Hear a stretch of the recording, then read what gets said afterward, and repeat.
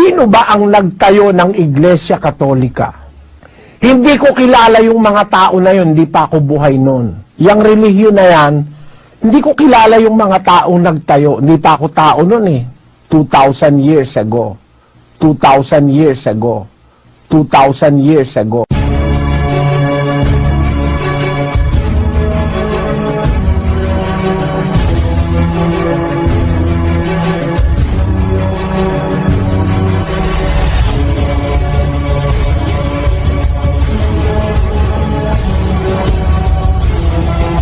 Ituwid mo ang mali. Ituwid mo ang mali. I-correct mo.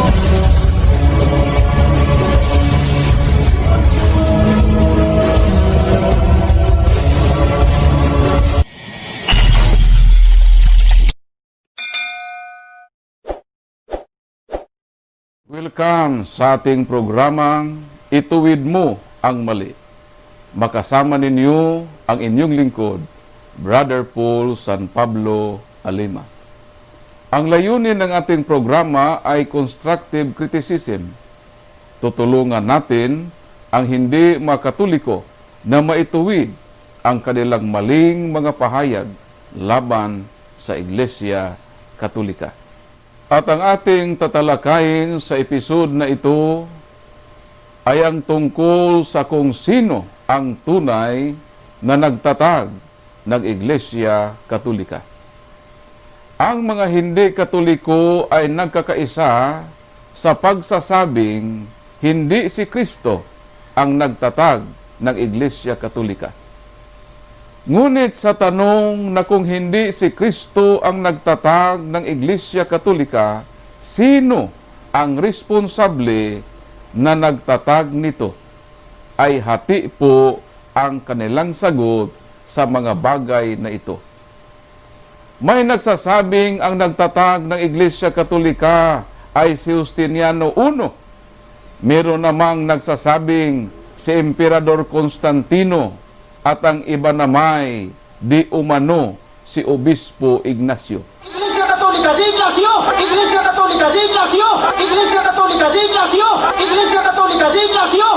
At meron pang nagsasabi na ang nagtatag ng Iglesia Katolika ay si Simon Magus, ang Konsilyo Vaticano, si Pope Gregory the Great, o ang mga obispo ng Roma o ang Imperyong Romano. At meron pang nakakatawang pahayag na si Magellan di umano ang nagtatag ng Iglesia Katolika. At alam naman natin ang prinsipyo that every kingdom divided against itself shall not stand, sang-ayon sa Mateo 12:25. Kaya itong hating opinyon at haka-haka ng mga hindi Katoliko na kung sino na lang ang tinuturo na nagtatag ng Iglesia Katolika ay isang indikasyon ng marupok at inutil na pangatwiran. Ngunit sino ba talaga ang nagtatag ng Iglesia Katolika? Hindi po natin iasa ang sagot sa mga nakakatulirong ilusyon ng mga hindi Katoliko, kundi atin pong ibabatay sa matibay na saligan sa mga dalubhasa ng kasaysayan sa mundo. At simulan natin sa kasaysayan sa mga gawa ng mga apostol. Alam natin na sa Jerusalem ang simulain sa kasaysayan ng iglesyang itinatag ni Kristo.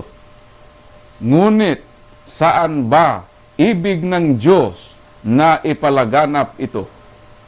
Sa Gawa, Kabanata 23, talata 11, ito po ang sabi ng ating Panginoon at ito po ang ating mababasa. At nang sumunod na gabi ay lumapit sa kanya ang Panginoon at sinabi, "Laksan mo ang iyong loob, sapagkat kung paano ang pagkapatutuo mo tungkol sa akin sa Jerusalem ay kailangang patutuhanan mo rin gayon sa Roma." Kaya maliwanag na ang Roma ay bahagi ng plano ng Diyos sa kasaysayan sa kaniyang iglesia na itinatag dito sa mundo. Kaya ating mababasa sa Roma, Kapitulo 1, versikulo 7 hanggang 8, at ito po ang nakasaad. Sa lahat ninyong nangasa Roma, mga inibig ng Diyos, tinawag na mga banal, sumasa inyo nawa ang biyaya at kapayapaang mula sa Diyos na ating Ama at Panginoong Hesukristo. Kauna-unahan ay nagpapasalamat ako sa aking Diyos sa pamamagitan ni Hesukristo tungkol sa inyong lahat, na ang inyong panampalataya ay bantog sa buong sanlibutan. Kaya maliwanag na ang Roma ay meron pong mahalagang papel sa kasaysayan ng tunay na iglesia na itinatag ng ating Panginoong Hesukristo. Kaya dito sa World History by Arthur O'Brien, pahina 112, ito po ang ating mababasa. Not long after the death of Augustus, the headquarters of the church founded by Christ were established at Rome. Kaya ang punong tanggapan ng tunay na iglesia na itinatag ng ating Panginoong Sukristo ay na-establisar sa Roma, at hanggang sa kasalukuyan ang headquarter ng tunay na iglesia ay nasa Roma pa rin. Kaya hindi po nakapagtataka na ang mga bigating mga dokumento ng mundo ay nagkakaisang nagpapatunay ng Iglesia Katolika ay itinatag ni Kristo. At dito sa Grolier Universal Encyclopedia, Volume 5, page 106, ito po ang ating mababasa. Catholic Church term generally applied to the divine society founded by Jesus Christ and endowed by the outpouring of the Holy Ghost on the day of Pentecost. At dito sa isa pang aklat na World Almanac and the Book of Acts, sa pahina 704, ito rin ang patutuo sa aklat na ito. Roman Catholic traditionally founded by Jesus, who named Saint Peter the first vicar. Sumaliwanag na pinatutunayan sa mga aklat na ito na ang Iglesia Katolika, ang tanging nagtatag nito ay walang iba kundi ang ating Panginoong Sukristo. At dagdagan pa natin, hindi po tayo lalayo sa Pilipinas. Dito sa History of the Philippine Republic, a Philippines, a Unique Nation, by Dr. Sonia Saide at saka ni Dr. Gregorio Saide, mga bantog at dalubhasa sa kasaysayan. Ito po ang kanilang patutuo sa pahina 123 sa aklat na ito. The greatest legacy of Spain to the Filipino people is Christianity, especially the Roman Catholic religion. Strangely, this religion was Asian in origin, being founded by Jesus Christ in Palestine.